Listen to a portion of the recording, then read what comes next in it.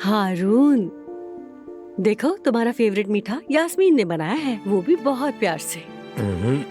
वाकई तारीफ तो बनती है यास्मीन। बहुत शुक्रिया तुम्हारा। मेरे भाई, हम भी उस पर यकीन कर बैठे, समझे कि उसे मदद की जरूरत है, उसे जान नहीं सके, इसके लिए माफ कर देना हमें। भाई पता भी कैसे चलता, वो तो बहुत बड़ा मकार था।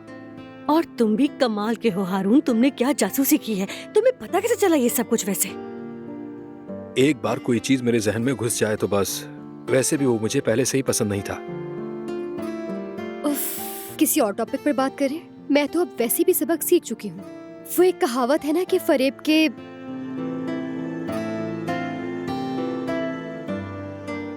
पता नहीं वो क्या जुमला है, क्या कहते हैं उसे वैसे,